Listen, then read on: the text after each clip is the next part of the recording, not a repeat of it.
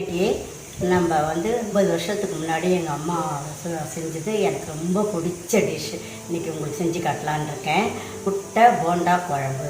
அது எப்படி செய்யறது, அதுக்கு தேவையான பொருளுங்க நான் சொல்கிறேன் பாருங்கள். மஞ்சத்தூள் 1 ஸ்பூன், சோம்பு 1 ஸ்பூன், சீரகம் 1 ஸ்பூன், உடச்சக்கல்லை 1 ஸ்பூன், முந்திரி பருப்பு ஒரு 10, 1 ஸ்பூன் கசகசா, தேங்காய் 2 பத்தை இந்த அளவுக்கு இருக்கணும். குழம்பு மிளகாத்தூள் 3 ஸ்பூன், ஒரு பத்தை இஞ்சி, ஒரு 5 பல்லு பூண்டு நசுக்கி வச்சுருக்கேன். சின்ன வெங்காயம் 10-12 சின்ன வெங்காயம் இந்த மாதிரி அரிஞ்சு வச்சுருக்கேன்.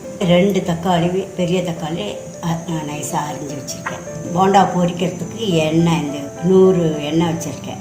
இது தேவையான அளவு உப்பு. உளுந்து ஒரு 2 மணி நேரத்துக்கு முன்னாடியே 1 கப் உளுந்து ஊற வச்சுருக்கேன் தண்ணியில். 2 முட்டை. முட்டைக்கு தேவையான மஞ்சத்தூள் 1/2 ஸ்பூன், மிளகுத்தூள் 1/2 ஸ்பூன், மிளகாத்தூள் ஒரு 1/2 ஸ்பூன், தேவையான அளவு கொத்தமல்லி, கருவேப்பிலை. அவ்வளோதான் இதுக்கு தேவையான பொருள். மொத்தத்தூள் 1 கப்பு உளுந்து ஊற வச்சிருந்தோம் தண்ணியில். அந்த தண்ணியை சுத்தமாக எடுத்துடணும், தண்ணியே இருக்கக்கூடாது. வெறும் உளுந்த மிக்சியில் போட்டு நல்லா நைஸாக அரைச்சிக்கணும். ஒரே ஒரு கல் உப்பு இதில் போட்டுக்கணும்.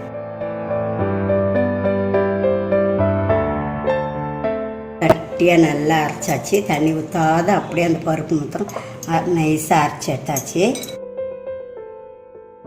இப்போ இந்த 2 முட்டை வச்சுருந்தோம் இல்லையா, அதுக்கு தேவையான அளவு உப்பு சும்மா கொஞ்சமாக போடுங்க. பார்த்து எல்லாத்தையும் போடுறோம், அதனால் பார்த்து போடுங்க. மிளகாத்தூள், மிளகுத்தூள், மஞ்சத்தூள் 3 வச்சுருந்ததில் 1/2 ஸ்பூனு அது இதில் போடுறேன்.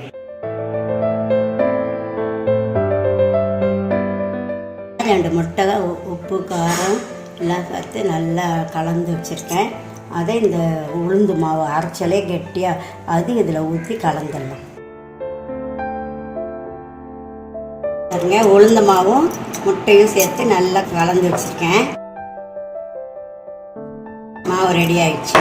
அடுப்பில் முட்டை போண்டா பொரிக்கிறதுக்கு எண்ணெய் ஊற்றுறேன். திட்டமாக ஊற்றிக்குங்க, ரொம்ப ஊற்றாதீங்க. ஏன்னா இதில் பொரிச்சதை திருப்பி யூஸ் பண்ண முடியாது. ரொம்ப பெருசாலாம் ஊற்ற வேண்டாம், சும்மா அப்படியே சின்னதாகவே ஊற்றிக்கிறது. பாருங்கள், ஸ்பூனே இப்படி தான் வச்சுருக்கேன். 1 ஸ்பூன் வச்சு இப்படி நல்லா கலந்து அப்படியே எடுத்து இப்படி போடுங்க. எண்ணெய் காஞ்சிடுச்சு, நல்லா இப்படி எடுத்துகிட்டு போடுங்க.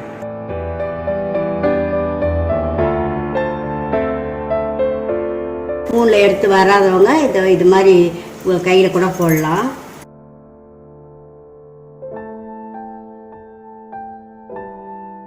நல்லா திருப்பி போட்டுருங்க, 2 பக்கம் நல்லா வேகிற மாதிரி.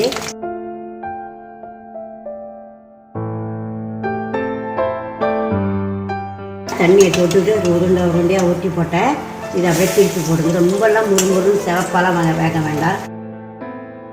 ஒன்றோட ஒன்று ஒட்டிகிட்டு இருந்தது. இப்போ வெந்த உடனே சும்மா லேசாக அப்படி பிரித்து விட்ட உடனே அழகாக பிரிஞ்சு உருண்டையாக வந்துச்சு பாருங்கள். கையில் எண்ணெயை தொட்டுட்டு கையால் கூட போட்டிங்கன்னா நல்லா அழகாக அப்படி வந்துடும். இதை எடுத்துட வேண்டியதுதான்.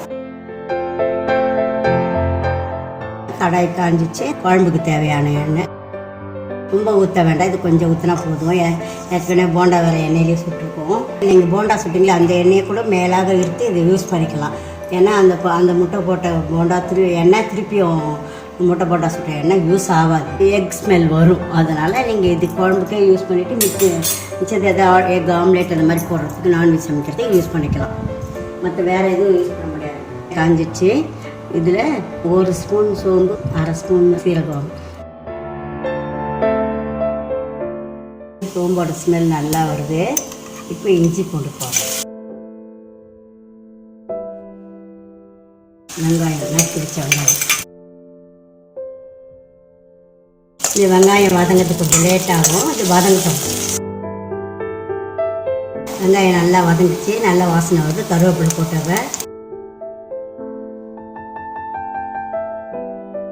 தக்காளி போட்டவ,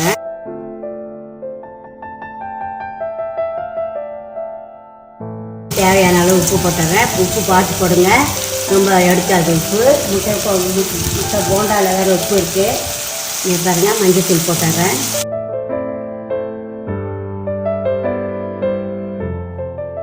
மூணு ஸ்பூன் குழம்பு மிளகாத்தூள் போட்டுக்கேன்.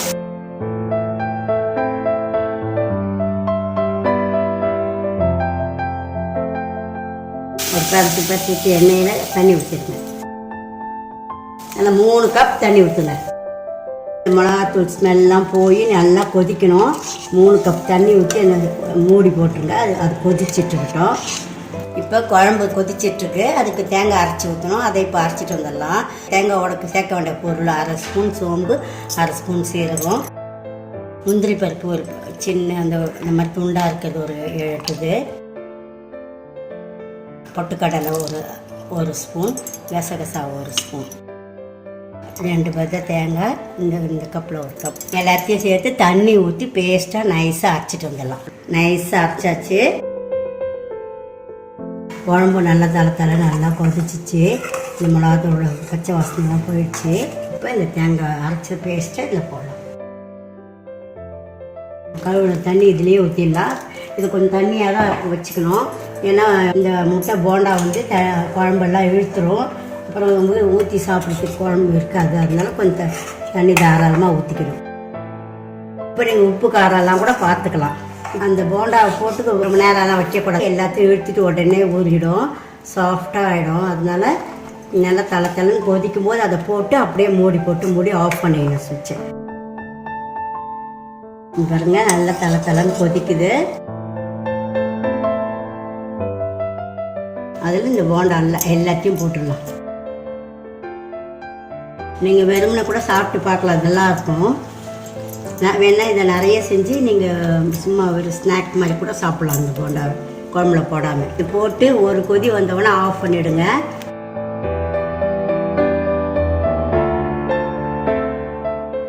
நல்லா கொதிச்சிச்சு. தலைன்னு கொதிக்குது. இப்போ ஆஃப் பண்ண போகிறேன். குழம்பு இறக்கி அதில் கொத்தமல்லி தூவி வச்சுட்டேன். இது ஊறிச்சுன்னா ரொம்ப சாஃப்டாக டேஸ்ட்டாக நல்லாயிருக்கும். ரொம்ப நேரம் வச்சுக்கக்கூடாது. அந்த குழம்பை கொதிக்க வைக்கக்கூடாது. உடனே ஒரு கொதி வச்சு இறக்கி சாப்பிட்டிங்கன்னா நல்லாயிருக்கும். நீங்கள் ஒரு தடவை செஞ்சு பார்த்தீங்கன்னா விடவே மாட்டீங்க. நான் சொல்கிற மாதிரி அது உங்களுக்கும் எல்லாருக்கும் பிடிச்சி போயிடும். செஞ்சு பாருங்கள். இந்த வீடியோ பார்த்ததற்கு நன்றி. இந்த ரெசிபி உங்களுக்கு பிடிச்சிருந்தா லைக் பண்ணுங்கள், ஷேர் பண்ணுங்கள். என்னுடைய சேனலுக்கு சப்ஸ்கிரைப் பண்ணுங்கள். பெல் பட்டன் அழுத்தினீங்கன்னா புதுசாக அப்லோட் பண்ணுற வீடியோ உங்கள் நோட்டிஃபிகேஷனுக்கு வரும். உங்களுக்கு புது ரெசிபீஸோ இல்லை ஏதாவது கொஷின்ஸோ இருந்தால் கமெண்ட் செக்ஷன்ஸில் கொடுங்க. நன்றி.